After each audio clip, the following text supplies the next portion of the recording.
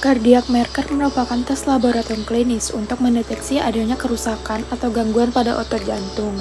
Zat-zat yang dilepaskan ke dalam darah ketika jaringan jantung rusak sehingga peningkatan kadar zat tersebut bisa mendeteksi adanya indikator cedera pada jantung.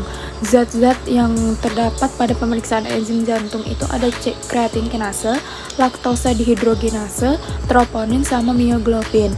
Kreatin kinase merupakan enzim yang meningkat saat terjadi kerusakan pada otot, termasuk otot jantung. Isoenzim CKMP adalah yang paling spesifik untuk jantung. Kemudian ada laktosa dihidrogenase, merupakan enzim yang dilepaskan saat sel rusak, termasuk sel jantung. Kadar LDH meningkat setelah CKMB, tapi kurang spesifik. Troponin merupakan penanda paling spesifik dan sensitif untuk kerusakan jantung. Kadar troponin meningkat beberapa jam setelah serangan jantung dan tetap tinggi selama beberapa hari. Kemudian ada mioglobin, protein yang ditemukan dalam otot, termasuk otot jantung. Mioglobin meningkat paling cepat setelah kerusakan jantung, tetapi kurang spesifik karena juga terdapat pada otot rangka lainnya. Cardiac marker merupakan senyawa biologis yang dilepaskan ke dalam aliran darah sebagai respon terhadap kerusakan sel jaringan otot. Mekanisme utama dari cardiac marker salah satunya adalah troponin. Troponin sebagai indikator atau spesifik utama terjadinya nekrosis atau kematian sel pada jantung akibat dari iskemia miokard atau kekurangan oksigen dalam jantung.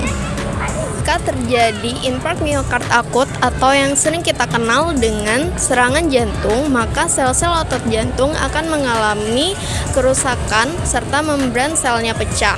Akibatnya troponin I dan troponin T serta enzim kreatinin kinase MB dan mioglobin akan dilepaskan ke dalam sirkulasi darah. Untuk patofisiologi penyakit jantung koroner terjadi akibat penumpukan plak aterosklerosis di pembuluh darah koroner yang menyebabkan penyempitan dan gangguan aliran darah ke otot jantung, sehingga terjadi iskemia dan kerusakan jaringan miokardium. Proses ini dipicu oleh kadar LDL kolesterol yang tinggi, hipertensi, diabetes, merokok, dan obesitas yang mempercepat pembentukan plak dan inflamasi pada dinding arteri. Akibatnya, suplai oksigen berkurang secara mendadak atau bertahap, menimbulkan gejala sindrom koroner akut seperti nyeri dada dan sesak napas. Untuk etiologi utama meliputi resiko metabolit dan gaya hidup tidak sehat yang memicu aterosklerosis serta komplikasi seperti infark miokard dan gagal jantung. Faktor resiko dan gejala cardiac marker berkaitan dengan kondisi jantung, terutama serangan jantung dan penyakit jantung koroner.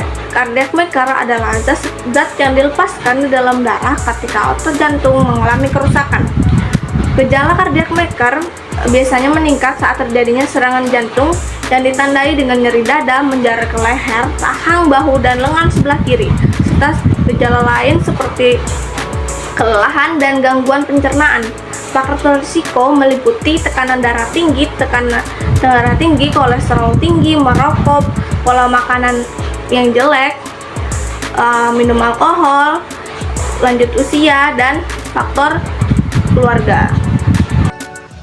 Tata laksana peningkatan cardiac marker itu tergantung pada penyebabnya. Jika karena infark miokard, maka diberikan obat seperti antiplatelet yaitu aspirin, antikoagulan, nitrat, beta blocker, dan bisa dilanjutkan dengan prosedur PCI atau angioplasti. Tujuannya adalah untuk mengembalikan aliran darah ke jantung dan mencegah terjadinya kerusakan lebih lanjut.